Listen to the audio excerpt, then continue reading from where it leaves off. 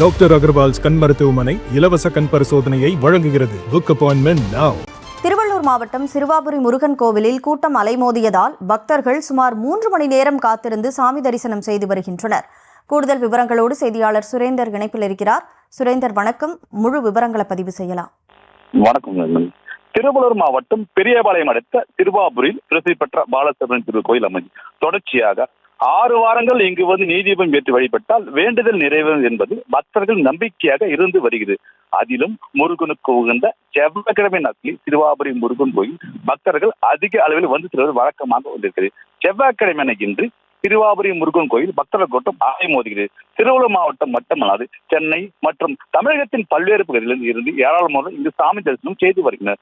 பொது தரிசனம் 50 ரூபாய், 100 ரூபாய், கட்டண தரிசனங்கள் என அனைத்து வரிசைகளும் பக்தர்கள் கூட்டம் அதிகமாக காணப்படுகிறது. கோவிலுக்கு வெளியே நீண்ட வரிசையில் வந்து காத்திருப்பு மண்டபம் வழியாக கோவிலுக்குள் வந்து சுமார் 3 மணி நேரமாக பக்தர்கள் காத்திருந்து சாமி தரிசனம் செய்து வருகின்றனர்.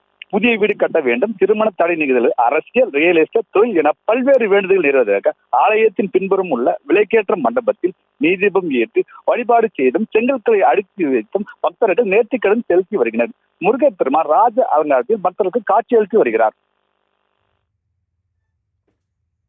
விவரங்களை வழங்கியதற்கு நன்றி சுரேந்தர். டாக்டர் அகர்வால்ஸ் கண் மருத்துவமனை இலவச கண் பரிசோதனையை வழங்குகிறது. Book appointment now.